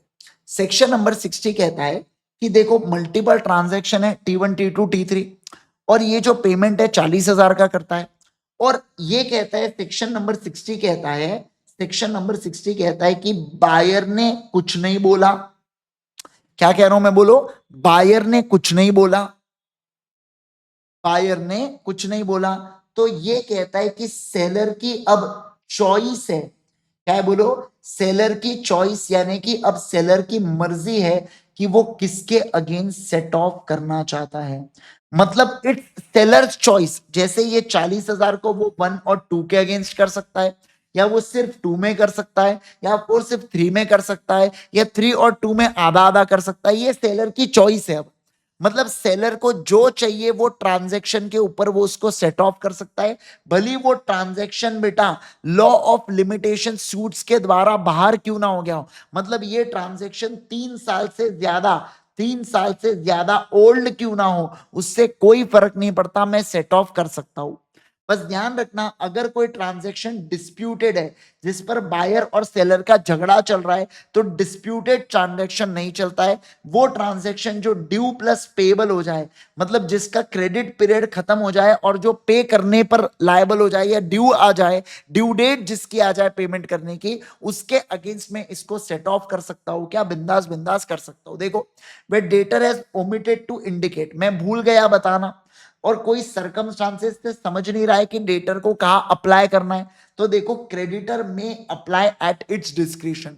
तो क्रेडिटर खुद के डिस्क्रिशन पर अप्लाई कर सकता है। क्या? ये ऐसे डेट के ऊपर जो लॉफुल है एंड ड्यू एंड पेबल है टू द डेटर, जहां पे रिकवरी इज और is not barred by limitation of force, मतलब 3 साल से पुराना ट्रांजैक्शन हुआ तो भी आप सेट ऑफ कर सकते हो। बस ध्यान रखना, डिस्प्यूटेड डेट के अगेंस्ट आप सेट ऑफ कर पाओगे क्या? नहीं सर, नहीं कर पाओगे। मतलब ऐसा डेट, जैसे फॉर एग्जांपल मान लो ट्रांजैक्शन 2 को लेकर बायर और सेलर के बीच में कुछ झगड़ा चल रहा है, तो इस केस में जो सेलर है ना, वो ट्रांजैक्शन 2 के अगेंस्ट सेट ऑफ कर पाएगा क्या? नहीं कर पाएगा। पर जब ट्रांजैक्शन 2 एक बार सेटल हो गया आपका, मान लो आपका डिसाइड हो गया कि ठीक है यार 50,000 के गुड्स में कुछ डिफॉल्ट वगैरह था, 40,000 रुपए देने पड़ेंगे, तो उस केस के अंदर फिर देना पड़ेगा क्या? हाँ सर, फिर देना पड़ेगा, बट तब तक देना की जरूरत है क्या? नहीं सर, देने की जरूरत नहीं है। Got it? क्या आपको बातें समझ में आ गई क्या? बोलो ना बच्चों, क्या आपको बातें समझ में आ गई क्या? सभी लोग बोलेंगे मेरे को, है ना? यस। अब देखो, सेक्शन नंबर 61 के बारे में बात करूंगा। Application for payment where neither party has appropriate, क्या बोल के रखा है? बोलो सर। जहां पे किसी भी पार्टी ने अप्रोप्रिएट नहीं किया है ना, किसी भी पार्टी ने अप्रोप्रिएट नहीं किया है, उस केस में क्या होगा? मतलब सर, बायर ने भी नहीं बोला और सेलर ने भी अप्रोप्रिएट नहीं किया, तो लॉ कहता है इन ऑर्डर ऑफ टाइम, यानी कि क्रोनोलॉजिकल ऑर्डर में आप चीजों को सेट ऑफ कर देना। सर यहाँ पे क्रोनोलॉजिकल ऑर्डर क्या होगा? T1 T2 T3 होगा, मतलब पहले T1 फिर T2 फिर T3 रहने वाला है क्या? यस। इसी क्रोनोलॉजिकल ऑर्डर में आप सेट ऑफ कर देना। जैसे देखो, when neither of the party makes any appropriation, the payment shall be applied in discharge of the debts in order of time, इसे क्रोनोलॉजिकल ऑर्डर बोला जाता है। whether or not barred by limitation of law, यानी कि 3 साल पुराने हैं तो भी चल जाएगा। if debts are of equal standing, the payment shall be applied in discharge of debt proportionately, मतलब क्या समझना? इनका कहना है कि सर जैसे देखो, हमने 40,000 रुपए दिया, लेकिन जो T1 और T2 है ना बेटा, ये एक ही दिन के ऊपर ड्यू हो रहे हैं, मतलब एक ही दिन के ऊपर इसकी लाइबिलिटी आ रही है। तो इनका कहना है कि T1 और T2 को आप क्या करना, 30,000 और 30,000 और दूसरा कितना है 50,000, 30,000 और 50,000 के रेशियो में अपोर्शन करना। मतलब मैं ऐसा बोल सकता हूँ 3:5 के रेशियो में अपोर्शन करना। यानी कि मैं ऐसा कहूंगा कि 40,000 डिवाइडेड बाय 8, यानी कि 5,000 इंटू 3, यानी कि 15,000 इसमें करूंगा और 25,000 में इसमें अपोर्शन करूंगा क्या? हाँ सर, इसमें अपोर्शन करूंगा। ये होता है पेमेंट ऑफ इक्वल स्टैंडिंग। क्या होता है बोलो जल्दी से? Payment of equal standing. Payment of equal standing. Equal standing, समझे क्या? पेमेंट ऑफ इक्वल स्टैंडिंग इसे कहा जाता है। Done done done done done done. Okay, अगला। अब देखो सर, अब मैं बात करूंगा ऐसे कॉन्ट्रैक्ट्स जो आपको परफॉर्म करने की जरूरत नहीं है। कब? With the consent of both parties. क्या बोल के रखा है? बोलो, with the consent of both parties, यानी कि दो पार्टीज के कंसेंट से, दोनों पार्टीज के कंसेंट से ऐसे कॉन्ट्रैक्ट जो आपको परफॉर्म करने की जरूरत ही नहीं है। मतलब जैसे देखो, आपका और मेरा कॉन्ट्रैक्ट हुआ, बट आप और मैं डिसाइड कर ले तो उस कॉन्ट्रैक्ट को परफॉर्म करने की जरूरत नहीं है, अगर ये नौबत आती है तो। जैसे देखो, effect of novation, recession, alteration के बारे में बात करूंगा। सर, नोवेशन का मतलब क्या होता है? देखो, पार्टीज में substitute new contract in place of old, if they do so in it is a case of novation. यहां पर ओल्ड कॉन्ट्रैक्ट डिस्चार्ज होता है और उसको परफॉर्म करने की जरूरत नहीं, और न्यू कॉन्ट्रैक्ट को सब्सटीट्यूट कर दिया जाता है, एक तो सेम पार्टीज के बीच में, दूसरे पार्टीज के बीच में। एग्जांपल देता हूं, मान लो मैं गया बेटा आईफोन खरीदने के लिए, और मैंने क्या किया, मैंने 1.5 लाख रुपए का आईफोन खरीद लिया। क्या कर लिया बोलो? 1.5 लाख रुपए का आईफोन खरीद लिया। व्हाइट कलर का आईफोन था बेटा, है ना? 512 GB इसका क्या था, इंटरनल मेमोरी था। और मैंने लेटेस्ट वाला जो भी आईफोन था मैंने वो खरीद लिया, ठीक है, प्रो वाला वर्जन एकदम। तो ऐसे केस के अंदर ये मैं कॉन्ट्रैक्ट करके आया, मैं घर पे आया, मैं मम्मी को बताता हूँ। मम्मी मुझे समझाती है, मम्मी कहती है बेटा फोन का काम क्या होता है, कॉल आना, कॉल लगाना, व्हाट्सएप मैसेजेस वगैरह को देखना, क्या करना है ये 1.5 लाख रुपए डाल के, 15,000 का सैमसंग का फोन ले ले, बेस्ट है। मुझे ये बात बहुत पसंद आई बेटा। मैं दुकानदार को फोन करता हूँ, मैं शॉपकीपर से कहता हूँ, भाई देख मेरा आईफोन तेरा, मेरे को है ना, अभी मम्मी ने समझाया मुझे आईफोन नहीं लेना है। शॉपकीपर कहता है मैंने वैसे भी ऑर्डर नहीं दिया था, ठीक है आईफोन मत दो करके, आपको और कुछ चाहिए? मैंने कहा मुझे उसके जगह सुमसुम का फोन दे दे 15,000 रुपए का। फोन का काम होता है कॉल आना, कॉल जाना, व्हाट्सएप लगना, व्हाट्सएप नहीं लगना, और ये सब चीजें होता है। तो वो कहता है ओके। तो अब देखो, आईफोन का कॉन्ट्रैक्ट को कैंसिल करके हमने उसके जगह नया सुमसुम का कॉन्ट्रैक्ट किया, तो इसे क्या बोला जाता है? इसे नोवेशन कहा जाता है बेटा। क्या बोला जाता है, बोलो बच्चों, इसे नोवेशन कहा जाता है।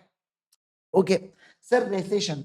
मम्मी ने जब ये बात बोली ना, मेरा दिमाग ही खराब हो गया। मैंने कहा अब मुझे कोई नया फोन नहीं लेना, मैं दुकानदार को फोन करके कहता हूँ भाई एक काम करते, तूने फोन बुलाया नहीं है ना? वो कहता है नहीं भैया नहीं बुलाया। मैंने कहा कैंसिल कर दे कॉन्ट्रैक्ट को, मुझे नहीं खरीदना फोन। तो यहां पर रेसेशन का मतलब होता है कैंसल करना कॉन्ट्रैक्ट को।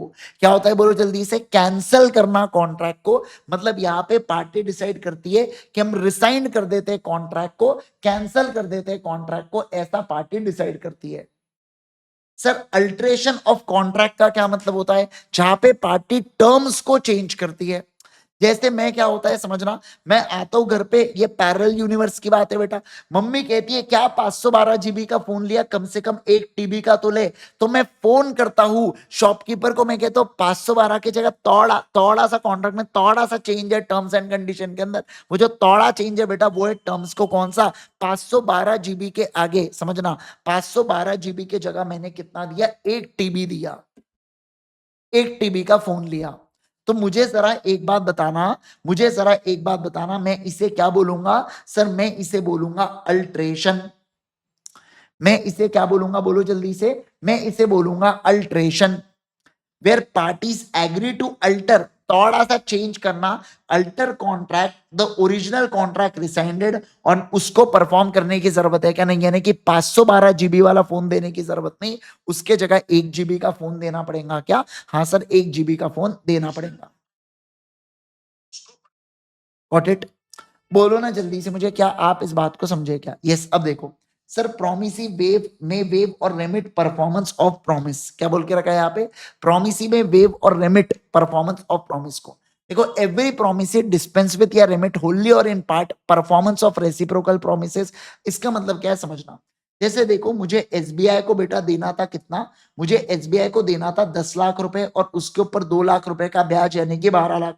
मैंने एसबीआई को बताया देखो यार मेरी पोजीशन ठीक नहीं है, तुम अगर चाहो तो मेरे से वन टाइम सेटलमेंट कर सकते हो, अदरवाइज भूल जाओ, तुमको भी पैसा नहीं मिलेगा। तो एसबीआई मेरे साथ सेटलमेंट करता है और कहता है एक ही बारी में अगर तुम 9 लाख रुपए दे दोगे तो मैं तुम्हें माफ कर दूंगा, तुम्हारे जो 12 लाख है मैं ऐसा मान लूंगा कि तुमने 12 लाख रुपए दिया, तुमको देना 9 ही लाख है। अब यहाँ पे क्या हुआ, इसे बोला जाता है रेमिटेंस।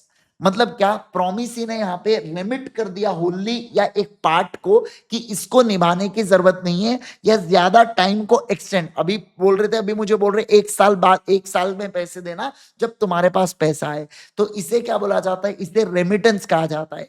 जब एक व्यक्ति मेरे साथ किसी भी प्रकार का क्या करे बेटा, सेटलमेंट करे, क्या करे बोलो, सेटलमेंट करे। अब देखो, effect of neglect of promise to afford promisor reasonable facilities. अब इसको पता है, ये पेंट वाला कॉन्ट्रैक्ट है बेटा, पत्थर वाला, कि अगर सामने वाला व्यक्ति मुझे कॉन्ट्रैक्ट को परफॉर्म नहीं करने देता है, मुझे पत्थर मारता है, तो इस सिचुएशन के अंदर कॉन्ट्रैक्ट क्या हो जाएगा, मैं कैंसिल कर दूंगा सर, मुझे कॉन्ट्रैक्ट को परफॉर्म करने की जरूरत नहीं है। ओके, अगला sir, restoration of benefit under voidable contract. आपको याद है सीयूएफएम के द्वारा जो कॉन्ट्रैक्ट होता है बेटा, वो वॉइडेबल होता है, और दूसरी पार्टी उसको कैंसिल कर सकती है। कैंसिल करने के बाद जो भी बेनिफिट्स मिले बेटा, क्या वो वापस कर दिए जाते हैं क्या? यस, याद है आपको कोवर्जन का केस, फ्रॉड का, कल ही तो पढ़े थे, कल परसों केस में। तो कोवर्जन फ्रॉड में अगर जब भी होता है पार्टी के ऊपर, तो जो भी मिला है बेटा वो वापस कर दिया जाता है क्या? यस सर, वापस कर दिया जाता है। इसे क्या बोला जाता है, बोलो बच्चों, इसे बोला जाता है रिस्टोरेशन ऑफ बेनिफिट। क्या बोला जाता है, restoration of benefit. Communication of recession, अगर आप कॉन्ट्रैक्ट को कैंसिल कर रहे हो, तो जैसे आप ऑफर और एक्सेप्टेंस को कम्युनिकेट करते हो, उसी प्रकार से आपने रेसेशन को भी दूसरे पार्टी को क्या करना चाहिए, कम्युनिकेट करना चाहिए। इसके अलावा obligation of a person who has receive advantage under void agreement या दैट बिकम्स वॉइड। सर, अगर वॉइड एग्रीमेंट या कोई एग्रीमेंट बाद में वॉइड होता है, या कोई भी वॉइड एग्रीमेंट क्रिएट हुआ है, तो उसके अंदर भी रिस्टोरेशन ऑफ बेनिफिट होता है क्या? हाँ सर, वहां पर भी बेनिफिट्स को रिस्टोर बैक कर दिया जाता है। क्या कर दिया जाता है बोलो, वहां पर भी बेनिफिट को रिस्टोर बैक कर दिया जाता है। डन, डन, डन, डन, यस। अब देखो, अब मैं बात करूंगा डिस्चार्ज ऑफ कॉन्ट्रैक्ट को लेके। सर, डिस्चार्ज ऑफ कॉन्ट्रैक्ट किसके बारे में बात करता है, कि सर दो पार्टीज के बीच में कॉन्ट्रैक्ट हुआ है, और वो पार्टीज में ऑब्लिगेशन क्रिएट होते हैं। डिस्चार्ज ऑफ कॉन्ट्रैक्ट का मतलब होता है ऑब्लिगेशन का खत्म हो जाना। क्या हो जाना, ऑब्लिगेशन का खत्म हो जाना। जैसे देखो, मान लो एक पार्टी है ए, ए ने बी से वादा किया है कि वो 10 रुपए देगा, बी ने वादा किया है कि वो बिस्किट पैकेट देगा, अपना क्लासिक एग्जाम्पल। अब डिस्चार्ज ऑफ कॉन्ट्रैक्ट का मतलब होता है ए का 10 रुपए देने का ऑब्लिगेशन नहीं और बी का बिस्किट पैकेट देने का ऑब्लिगेशन नहीं। इसे बोला जाता है डिस्चार्ज ऑफ कॉन्ट्रैक्ट। क्या बोला जाता है बोलो बच्चों? Discharge of contract.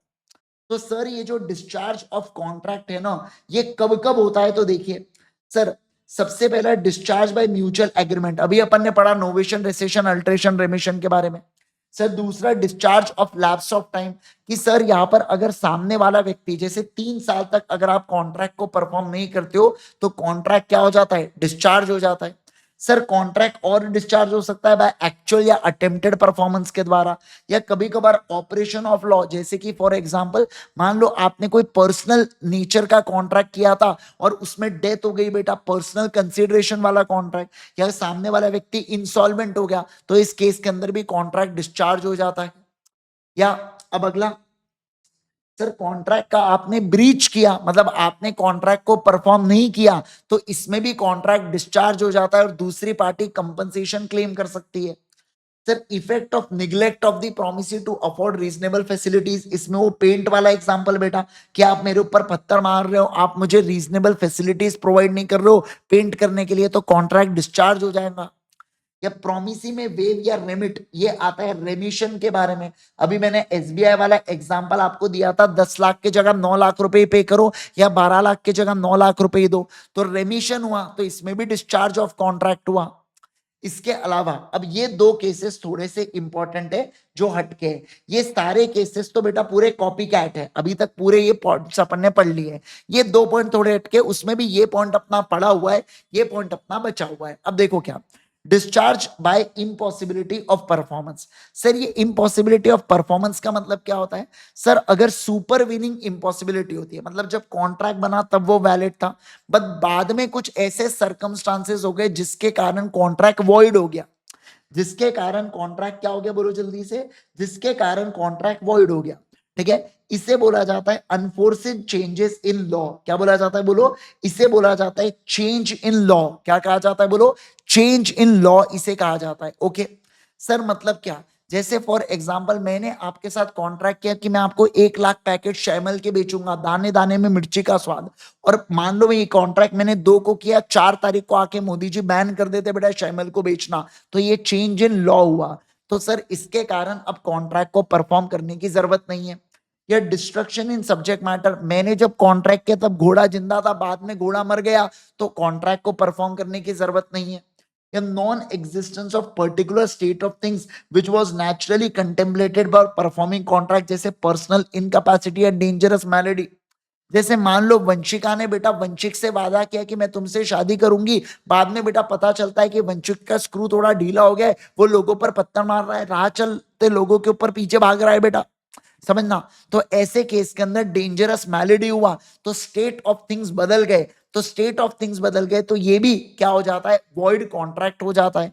या मान लो वॉर डिक्लेयर हो गया बेटा, तो वो लोग एलियन एनिमी बन जाएंगे, तो एग्जिस्टिंग कॉन्ट्रैक्ट बन जाते हैं पोस्टपोन, और नए कॉन्ट्रैक्ट तो ऑटोमेटिकली क्या हो जाते हैं? वॉइड हो जाते हैं बच्चों।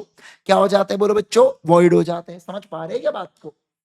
अरे कुछ कुछ समझ में आ रहा है क्या? बोलो ना जल्दी से यस। ओके, अब देखो लास्ट पॉइंट वो है मर्जर ऑफ राइट्स को लेके। सर ये मर्जर ऑफ राइट्स क्या कहता है, जरा एक बात बताइए। तो मैं अगर मर्जर ऑफ राइट्स के बारे में आपसे कहूं तो देखो जरा, मर्जर ऑफ राइट्स का क्या मतलब है सुनना। देखो सर, ये एक घर है बेटा, ये घर है किसका? एमवी सर का। ठीक है, ये हूं मैंने एमवी सर से किराए पर लिया हूं 1 लाख रुपए प्रति महीने के हिसाब से घर। मैंने एमवी सर को पूरा 12 महीने का क्या दे दिया? 1-1 लाख रुपए पे कर दिया बेटा, यानी 12 लाख रुपए पे कर दिया। बट अब एमवी सर है ना, 6 महीने बाद बेटा पता चलता है कि एमवी सर पुणे शिफ्ट हो रहे हैं। तो ऐसे सिचुएशन के अंदर मैं एमवी सर से क्या करता हूं? मैं एमवी सर से ये घर खरीद लेता हूं। मुझे एक बात बताइए, क्या 6 महीने के बाद भी मुझे रेंट देना पड़ेगा क्या? इसका जवाब है नहीं। और मैंने जो एडवांस दे रखा हुआ एमवी सर को मुझे वापस करना पड़ेगा क्या? इसका जवाब है हाँ।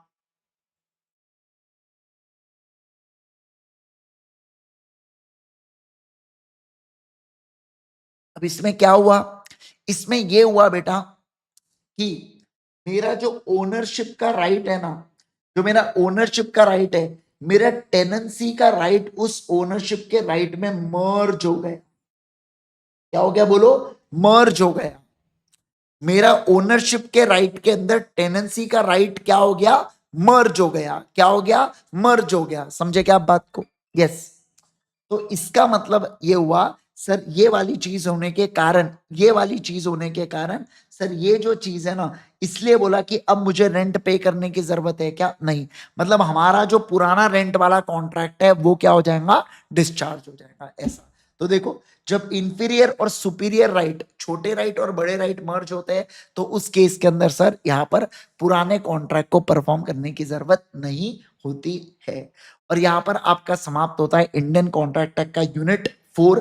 पूरा पूरा आपका रिवाइज हो जाता है। राइट। होप सो आप सभी लोगों को बड़ा मजा आया हो बेटा, एकदम बढ़िया से अपना पूरा पूरा रिवीजन हो गया हो, है ना? बढ़िया से प्रिपेयर कीजिए। अगर आप या आपके जूनियर्स कोई भी प्रिपेयर करना चाहते हैं सीए फाउंडेशन से, तो वो ultimatece.com से हमारी अल्टीमेट सीए की टीम से पढ़ सकते हैं। सीए इंटर की भी हम लोग आपको, सीए इंटर के अंदर भी मैं आपको लॉ पढ़ाता हूँ। Tejas sir accounts, FMSM, MV sir taxation, auditing और कॉस्टिंग, यहाँ पे रिस्पेक्टिव सर एंड मैम आपको पढ़ाते हैं। इसके अलावा दोस्तों एक और बात आपको बता दूं, अगर किसी बच्चे को बहुत ज्यादा कॉन्सेप्चुअल प्रॉब्लम है बेटा, और 2 महीने से एग्जाम, अभी एग्जाम को 2 महीने से कम बचे हुए हैं, तो आप फिर फास्ट ट्रैक बैच के लिए एनरोल कर सकते हैं। अगर 2 महीने से ज्यादा का समय बचा हुआ है, तो आप रेगुलर बैच के लिए भी एनरोल कर सकते हैं। दोनों बैचेस ultimatece.com के ऊपर अवेलेबल होती है। दोनों जगह आपको 100% कंटेंट पढ़ाया जाता है। 81 आवर्स और यहाँ पे 140 आवर्स में कवर होता है। सर यहाँ एक एग्जाम्पल है या 2 से 3 एग्जाम्पल है, यहाँ पे भी क्वेश्चन बैंक सॉल्व होती है, यहाँ पर भी होती है। यहाँ क्यूमुलेटिव रिवीजन होता है, यहाँ क्यूमुलेटिव रिवीजन नहीं होता, बट स्पेशल 26 आपके साथ है ना? यस सर है। ठीक है, ओके दोस्तों। इसके अलावा मैं आपको स्पेशल 26 के बारे में बता दूं, वैसे तो ये हमारे अमेजिंग रिजल्ट्स है। मैं चाहता हूं बेटा, देखो इस बार जो है ना 80 मार्क्स टॉप किया था परिगुप्ता ने, मैं चाहता हूं आप इससे भी खतरनाक मार्क्स लाओ बेटा अपकमिंग अटेम्प्ट के अंदर। ठीक है ना? ताकि हमको ये सेलिब्रेट करने का मौका मिले और आपको बढ़िया बढ़िया गिफ्ट्स मिले। दोस्तों एक बात बताऊं मैं आपको, स्पेशल 26 6.0 में हम आपको ये स्पेशल 26, समझना बात को, ध्यान देना, ये स्पेशल 26 6.0 चल रहा है, जिसके अंदर मैं 100% लॉ को रिवाइज करवाता हूँ 26 सेशन में। जस्ट यूट्यूब के ऊपर जाइए और सर्च कीजिए स्पेशल 26 6.0, तो आपको बेटा दिख जाएगा 6.0, 6.0 नहीं, 6.0 सर्च करना, ओ फॉर जो भी है, ओ से जो भी आउल। ठीक है, यस। तो ऐसे इसमें आप ओ सर्च करना, तो आपको स्पेशल 26 की प्लेलिस्ट मिल जाएंगी, जिसमें 26 सेशंस के अंदर मैं आपको पूरे लॉ को रिवाइज करवाऊंगा। 5:30 बजे मैं लाइव आता हूं 9 मार्च से 20 अप्रैल तक, और मैं इसमें चार्ट बुक का प्रयोग कर रहा हूं आपको पढ़ाने के लिए, जिसको आप अलग से बाय कर सकते हैं igsir.in से। अगर आपको हार्ड कॉपी चाहिए तो बुला सकते हो, सॉफ्ट कॉपी में पीडीएफ मिलती है ऐप के ऊपर, जिसका तुरंत एक्सेस आपको मिलता है सीए इंद्रेश गांधी ऐप पर। सर मैंने स्पेशल 26 का एक नया ग्रुप बना रखा हूं, इस वीडियो के डिस्क्रिप्शन में आपको ग्रुप की लिंक मिल जाएंगी, या आप मेरे सीए इंद्रेश, आप मेरे चले जाना इंस्टा के ऊपर, वहां पर आपको दिख जाएंगी स्पेशल 26 की लिंक, और जरूर से आप उसको चेक कर लेना। ठीक है ना? यस, चलिए आइए यहाँ पे ध्यान देना। इसके अलावा 30 तारीख को ऑर्डर किया, अभी तक बेटा कैसे आएगा यार? थोड़ा तो क्या ब्लिंकिट से थोड़ी ऑर्डर किया तुमने कि बोले बस 10 मिनट में डिलीवरी करो करके? 7 से 8 दिन लगते हैं डिलीवरी के लिए, बट क्योंकि आप जयपुर में हो तो मेरे हिसाब से 5 दिन में हो जाएगा आपको। ठीक है, यस। और बाकी अगर मैं बात करूं तो ये पूरी पूरी चर्चा है स्पेशल 26 के बारे में। राइट, चलिए तो आज के लिए करेंगे केवल और केवल इतना। Thank you so much once again everyone, bye bye everyone and take care everyone. मिलते हैं हम लोग नेक्स्ट क्लास के अंदर। Bye bye, bye bye and bye bye everyone.